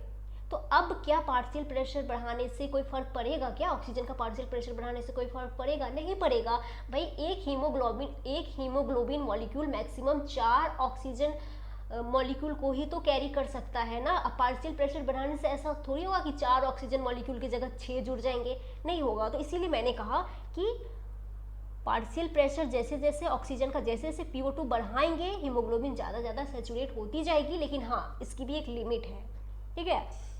अब देखो, अब यहाँ पे कुछ ऐसे फैक्टर्स हैं जो इस कर्व को राइट की तरफ शिफ्ट करवा सकते हैं या फिर लेफ्ट की तरफ शिफ्ट करवा सकते हैं। कि अगर ये जो कर्व है ये राइट की तरफ शिफ्ट होता है तो इसका क्या मतलब है, इसका मतलब है रिड्यूस्ड HbO2 एफिनिटी, मतलब हीमोग्लोबिन की जो एफिनिटी है वो ऑक्सीजन के लिए कम हो रही है। जो हीमोग्लोबिन है, जो ऑक्सी हीमोग्लोबिन है वो डिसोसिएट हो रहा है, हीमोग्लोबिन ऑक्सीजन को छोड़ रहा है, जो कि होता है टिश्यू के लेवल पे। देखो टिश्यू के लेवल पे कुछ फैक्टर्स हैं जो ऑक्सी हीमोग्लोबिन के डिसोसिएशन को फेवर करते हैं। जैसे कि टिश्यू के लेवल पे मेटाबॉलिज्म हो रहा है तो यहाँ PO2 ज़्यादा है, PCO2 ज़्यादा है, PO2 कम है। अब PCO2 ज़्यादा है तो H+ कंसनट्रेशन भी ज़्यादा है, H+ कंसनट्रेशन ज़्यादा है तो pH कम हो जाएगा, और चूँकि यहाँ पे मेटाबॉलिज्म हो रहा है तो टेम्परेचर भी ज़्यादा है। तो ये कुछ फैक्टर्स हैं जो ऑक्सी हीमोग्लोबिन के डिसोसिएशन को फेवर करते हैं, ऑक्सी हीमोग्लोबिन को डिसोसिएट करवा देते हैं, और ये जो कर्व है इसको राइट की तरफ शिफ्ट करवा सकते हैं। इसी तरीके से कुछ फैक्टर ऐसे हैं जो इस कर्व को लेफ्ट की तरफ शिफ्ट करवा सकते हैं। अगर लेफ्ट की तरफ कर्व शिफ्टेड है तो इसका क्या मतलब है, इसका मतलब है कि जो हीमोग्लोबिन है उसका ऑक्सीजन से बाइंडिंग एफिनिटी ज़्यादा है, मतलब ऑक्सी हीमोग्लोबिन का फॉर्मेशन हो रहा है, जो कि होता है एल्वियोलाई लेवल पे। एल्वियोलाई लेवल पे कुछ ऐसे फैक्टर्स हैं जो ऑक्सी हीमोग्लोबिन के फॉर्मेशन को फेवर करते हैं, जैसे कि यहाँ पे PO2 ज़्यादा है, PCO2 कम है, H+ कंसनट्रेशन कम है, pH ज़्यादा है, टेम्परेचर कम है। तो ये कुछ फैक्टर्स हैं जो ऑक्सी हीमोग्लोबिन के फॉर्मेशन को फेवर करते हैं और ये ग्राफ को लेफ्ट की तरफ शिफ्ट करवा सकते हैं, और ये जो फैक्टर है ये ग्राफ को राइट की तरफ शिफ्ट करवा सकते हैं। जैसे कि PO2 ज़्यादा है तो ये ग्राफ राइट की तरफ शिफ्ट हो जाएगी, है ना। H+ ज़्यादा है तो राइट की तरफ शिफ्ट हो जाएगी, टेम्परेचर ज़्यादा है राइट की तरफ शिफ्ट हो जाएगी, pH ज़्यादा है तो राइट की तरफ शिफ्ट हो जाएगी। तो ये कुछ ऐसे फैक्टर्स हैं जो ऑक्सी हीमोग्लोबिन का डिसोसिएशन करवाते हैं और ग्राफ को राइट की तरफ शिफ्ट करवा सकते हैं। ठीक है, तो ये आपको समझ में आ गया, अब ये याद रख कर लीजिएगा आप। अब चलिए अब आगे बढ़ते हैं। अब हमने ऑक्सीजन की बात कर ली, अब यहाँ पे हम बात करेंगे transport of carbon dioxide. Carbon dioxide का जो ट्रांसपोर्ट है वो होता है टिश्यू से लंग्स की तरफ। तो यहाँ पे देखिए कार्बन डाइऑक्साइड को 3 अलग अलग तरीके से ट्रांसपोर्ट किया जाता है। लगभग 20 से 25% कार्बन डाइऑक्साइड को RBCs के थ्रू ट्रांसपोर्ट किया जाता है कार्बामिनो हीमोग्लोबिन के फॉर्म में। 70% जो कार्बन डाइऑक्साइड है उसको प्लाज्मा के थ्रू ट्रांसपोर्ट किया जाता है बाइकार्बोनेट आयंस के फॉर्म में, और 7% कार्बन डाइऑक्साइड को प्लाज्मा के थ्रू ही ट्रांसपोर्ट किया जाता है लेकिन डिजॉल्व्ड स्टेट के फॉर्म में। ठीक है, तो अब देखिए इन दोनों को हम समझेंगे कि कार्बामिनो हीमोग्लोबिन का फॉर्मेशन कैसे हो रहा है, या फिर दूसरा ये भी देखेंगे कि बाइकार्बोनेट आयंस के फॉर्म में 70% कार्बन डाइऑक्साइड का ट्रांसपोर्ट कैसे हो रहा है। तो आइए समझते हैं। देखिए क्या है, सबसे पहले समझ लेते हैं H कार्बामिनो हीमोग्लोबिन की कार्बामिनो हीमोग्लोबिन के फॉर्म में कैसे ट्रांसपोर्ट हो रहा है कार्बन डाइऑक्साइड का। देखिए क्या है कि CO2 is carried by haemoglobin H carbamino haemoglobin 20 to 25%, लगभग 20 से 25% कार्बन डाइऑक्साइड को ट्रांसपोर्ट किया जाता है कार्बामिनो हीमोग्लोबिन के फॉर्म में। अब ये कैसे बनती है, तो देखो क्या है कि RBC के अंदर हीमोग्लोबिन है, इस हीमोग्लोबिन के साथ कार्बन डाइऑक्साइड जुड़ता है और यहाँ पे क्या बन जाएगा कार्बामिनो हीमोग्लोबिन। याद रखना कि हीमोग्लोबिन के साथ ऑक्सीजन भी हीमोग्लोबिन के साथ ऑक्सीजन भी जुड़ता है और कार्बन डाइऑक्साइड भी जुड़ता है। देखिए हीमोग्लोबिन के स्ट्रक्चर को आप पढ़ेंगे बॉडी फ्लूइड वाले चैप्टर में, आपने पढ़ा भी होगा कि हीमोग्लोबिन में हेम है एंड ग्लोबिन है। तो जो हेम है ये आयरन कंटेनिंग पार्ट है, और जो हीमोग्लोबिन का हेम वाला पोर्शन है ये ऑक्सीजन को कैरी करता है, और जो ग्लोबिन वाला पोर्शन है वो कार्बन डाइऑक्साइड को कैरी करता है। ठीक है, तो क्या हुआ कि हीमोग्लोबिन के साथ जब कार्बन डाइऑक्साइड जुड़ी तो यहाँ पे क्या बन गया, यहाँ पे बन गया कार्बामिनो हीमोग्लोबिन। और यहाँ पे ये भी जो कॉम्बिनेशन है ये रिवर्सिबल होता है कि टिश्यू के लेवल पे हीमोग्लोबिन से कार्बन डाइऑक्साइड जुड़ती है और कार्बामिनो हीमोग्लोबिन का फॉर्मेशन होता है, लेकिन एल्वियोलाई के लेवल पे जाके इस कार्बामिनो हीमोग्लोबिन को टूटना होगा, तभी तो कार्बन डाइऑक्साइड रिलीज होगी और एल्वियोलाई में जाएगी, फिर उसे हम बाहर निकाल देंगे।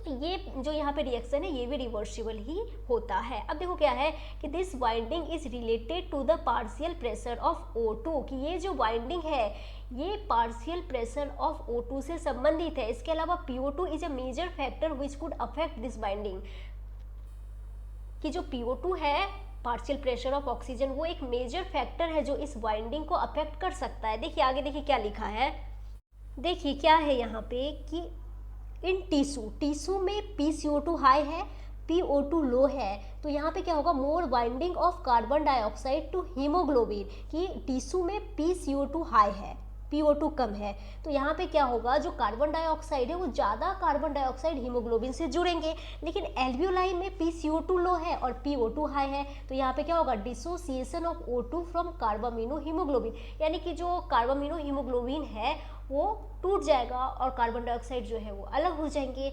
तो टिश्यू के लेवल पे क्या हो रहा है, कार्बामिनो हीमोग्लोबिन का फॉर्मेशन हो रहा है और एल्वियोलाई के लेवल पे इसका डिसोसिएशन हो रहा है। ठीक है, ये आपको समझ में आ गया।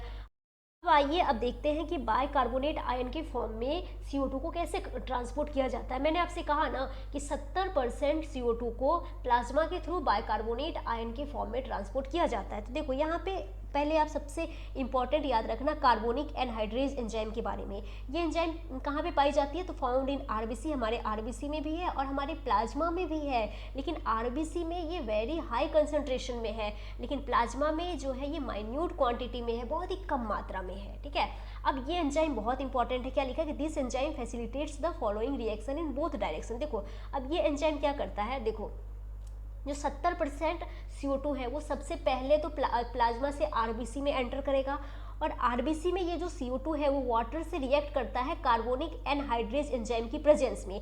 Ca का मतलब कार्बोनिक एनहाइड्रेज। ठीक है, और यहाँ पे क्या बनता है, H2CO3 कार्बोनिक एसिड बनता है। अब ये जो कार्बोनिक एनहाइड्रेज एंजाइम है वो लगे हाथ इस कार्बोनिक एसिड को डिसोसिएट करवा देगा bicarbonate ion and hydrogen ion में।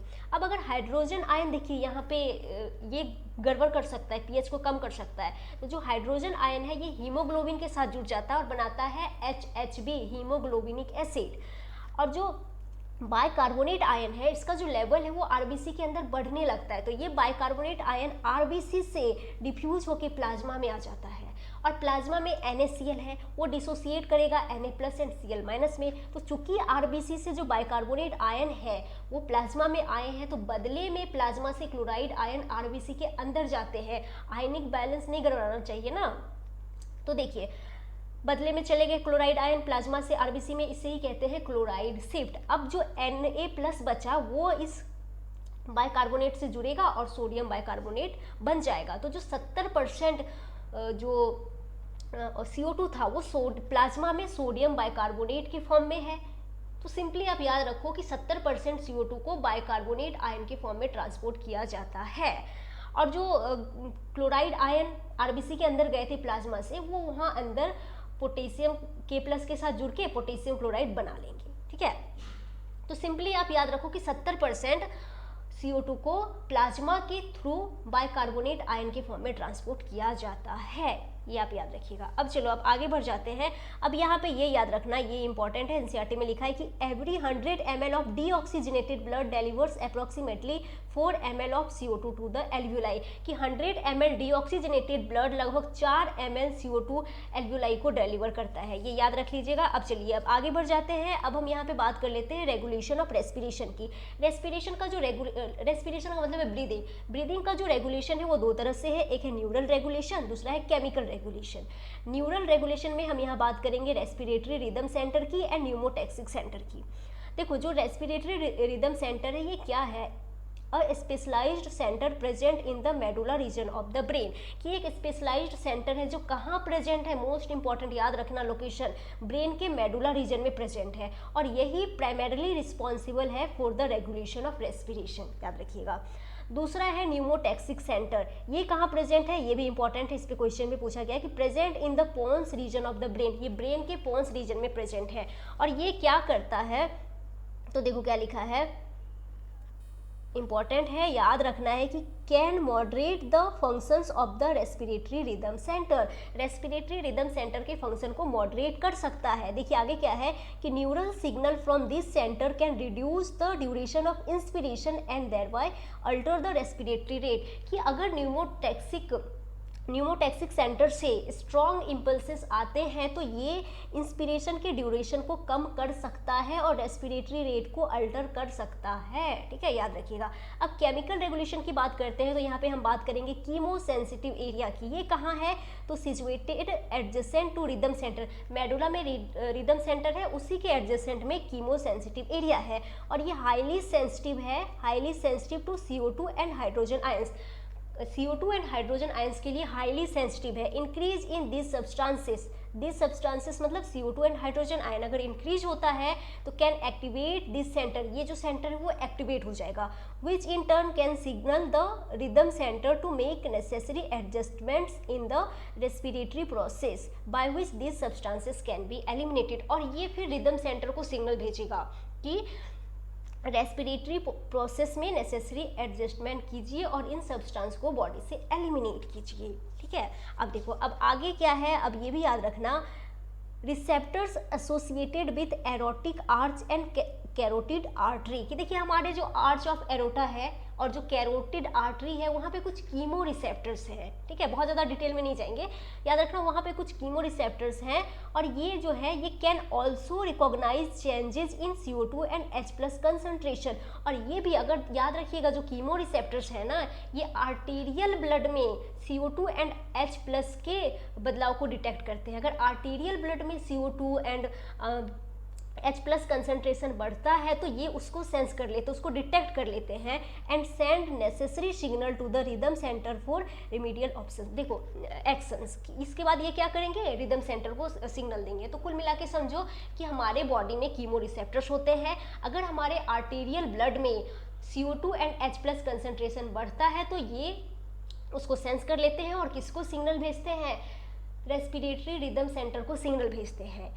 उनको बता देंगे कि भाई बॉडी में कुछ तो गड़बड़ हुई है, CO2 का लेवल बढ़ रहा है, आप ब्रीदिंग रेट फास्ट कर दीजिए और जो CO2 इकट्ठे हुए उसको बाहर निकाल दिया जाएगा, तो ब्रीदिंग रेट फास्ट करवा देंगे, ठीक है। अब ये साथ में याद रखना कि role of oxygen in the regulation of respiratory rhythm is quite insignificant, कि रेस्पिरेटरी रिदम के रेगुलेशन में ऑक्सीजन का जो रोल है वो इनसिग्निफिकेंट है, क्वाइट इनसिग्निफिकेंट है, ये याद रखिएगा, इंपॉर्टेंट है। अब हम यहाँ पे बात कर लेते हैं डिसऑर्डर्स ऑफ रेस्पिरेटरी सिस्टम की। तो यहाँ पे अस्थमा के बारे में याद रखिएगा कि इसमें क्या होता है ना, इन्फ्लामेशन हो जाता है ब्रोंकाई एंड ब्रोंक्यूल्स में, उसके अलावा ब्रीदिंग में डिफिकल्टी होता है, कॉजेज विचिंग। देखिए यहाँ पे क्या होता है ना कि ब्रोंकाई एंड ब्रोंक्यूल्स में इन्फ्लामेशन हो जाता है जिससे कि ब्रीदिंग के टाइम पे घरघराहट होती है, ब्रीदिंग में डिफिकल्टी आती है, यही सब है अस्थमा में। ये याद रखना, ब्रोंकाई एंड ब्रोंक्यूल्स में इन्फ्लामेशन हो जाता है। अब है एम्फीसीमा, ये क्या है, एम्फाइसीमा क्या है, क्रोनिक डिजॉर्डर है इन विच एल्वियोलर वॉल आर डैमेज्ड, जिसमें कि एल्वियोलर वॉल जो है वो डैमेज हो जाते हैं, due to which respiratory surfaces decrease, जिसकी वजह से क्या होता है ना कि रेस्पिरेटरी सर्फेस डिक्रीज हो जाता है और इसका one of the major cause जो है वो है सिगरेट स्मोकिंग। इसके अलावा जो आपके एनसीईआरटी में ना ऑक्यूपेशनल रेस्पिरेटरी डिजॉर्डर के बारे में दिया है वो आप पढ़ लेना, उसमें कुछ ज़्यादा समझने को नहीं है, आपको समझ में आ जाएगा, वो आप पढ़ लेंगे, ठीक है। तो इसी के साथ हमारा जो यहाँ पे चैप्टर है वो कंप्लीट होता है और आज का ये लेक्चर हम यहीं पे एंड करते हैं।